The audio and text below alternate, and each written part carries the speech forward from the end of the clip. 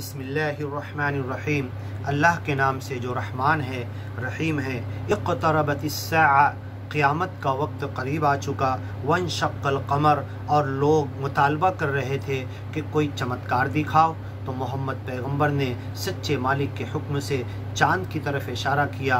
दो टुकड़े होकर पूरी दुनिया ने देखा, दो तरफ आकर गिरा और अपनी जगह पर फिर कायम रहा चाँद। वंशक़्क़ल क़मर, चाँद फाड़ दिया गया, तोड़ दिया गया। इंडिया की हिस्ट्री में लिखा हुआ है, मलाबार केरल का जो बादशाह उस वक्त था जब अल्लाह के रसूल मोहम्मद पैगंबर मक्का और मदीना में थे, इसने अपने घर वालों के साथ अपने महल से चाँद के टुकड़े होते हुए देखा। ये हिस्ट्री के अंदर देखा जा सकता है। वह इन यरौ आया, जब कभी कोई ऐसा चमत्कार ये देखते हैं, युरिदू, तो मुँह मोड़ लेते हैं, कहते हैं तो जादू से किया है, नहीं मानते हम। चमत्कार दिखाने बाद भी ज्ञान और ईमान की तरफ नहीं आते। वह यक़ूलु सिहरुम मुस्तमिर, कहते हैं तो ये तो एक के बाद दूसरा जादू लाकर बता रहा है, हम इस पर ईमान नहीं लाते। वकज़्ज़बू, झुटला देते, ठुकरा देते। वत्तबअू अहवाअहुम, अपने दिल की लस्ट और तमन्नाओं के पीछे भागते। वकुल्लु अम्रिन मुस्तक़िर, और हर मामला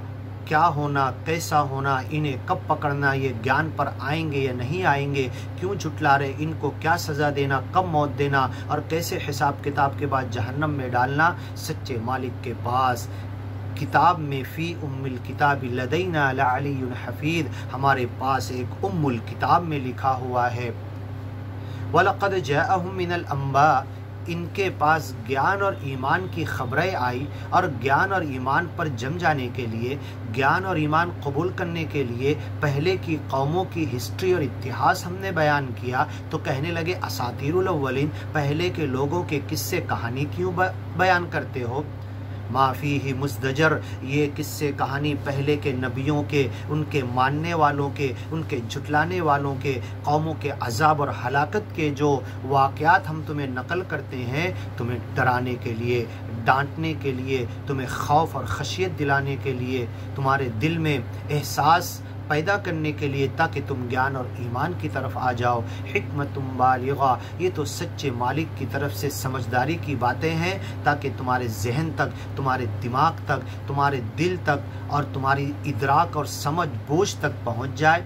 फमा तुग़निन नुज़ुर, लेकिन जो ज्ञान और ईमान की तरफ नहीं आना चाहता, उसे डरावा, धमकी और अजाब और कौमों का हलाक कर देना, सारे दलाइल और सबूत मिलने के बाद भी वो डरता नहीं है और ज्ञान और ईमान की तरफ नहीं आता। फ़तवल्ला अन्हुम, ऐसे लोगों को तुमने बता दिया, तुमने समझा दिया। ए ज्ञान प्रचारक लोगों, ए ज्ञान फैलाने वालों, ए नबी रसूल पैगम्बरों, ए मोहम्मद पैगम्बर, तुमने बताने का हक अदा कर दिया। अब इनसे मुंह मोड़ लो, इनको छोड़ दो इनके हाल पर, मालिक इनसे हिसाब ले लेगा। यौम यदउ दाई इला शैइन नुकुर, जो सबसे नापसंद चीज़ जहन्नम है, बुलाने वाले फरिश्ते मौत के बाद इनको बुलाकर खींच कर ले जाएंगे।